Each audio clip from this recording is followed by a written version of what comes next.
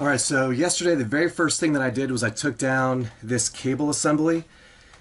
There used to be a really large like spool or like axle almost, and there was a cable that was wrapped around it with a lot of tension that was attached to those brackets on the ramp. And that basically allowed me to lower down the ramp very easily without a lot of force. Didn't require like a lot of energy to resist the ramp from slamming down. But as I explained in a previous video, it was actually 6 inches that I was taking up. And it was just like really ugly to look at. My head was going to be right below that assembly, so that wasn't really ideal. I didn't necessarily need it.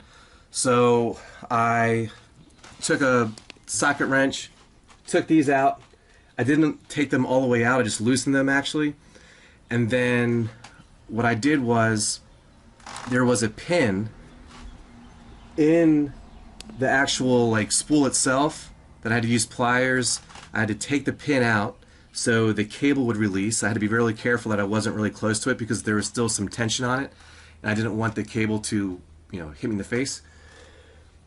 So once those pins were out, once the cables were disengaged, I pushed out the bolts on either side, and then the spool or the assembly, whatever you want to call it, I was able to take down. So even though it's protruding like maybe half an inch, it's a lot better than the 6 inches that it was before, and I have a lot more head space. It's a lot less hazardous because all of my work is going to be on the inside. I'm not going to be releasing this ramp door hardly at all, if at all. The second thing that I did yesterday was this was filled with trim, which I actually still have some up over here.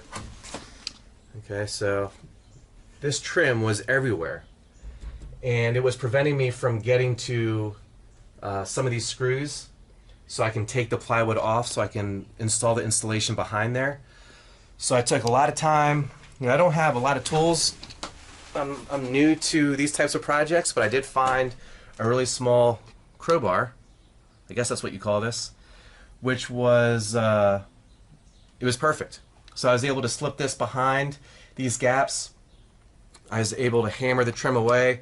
It was kind of messy, it was kind of labor intensive, but it was really necessary to do.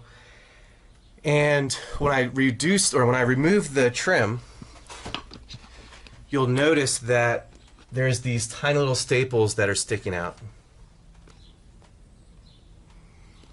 And so I really was left with two different options. I could hammer those staples back in, or I could take pliers and pull them. And I opted to take my pliers and pull them because I was worried that if I hammered them in, they weren't going to be perfectly flush. And I want this to be perfectly flush, these sheets of plywood, because I'm going to install like a really thin kind of laminate. I forget like the exact material that I'm going to use, but it's really smooth.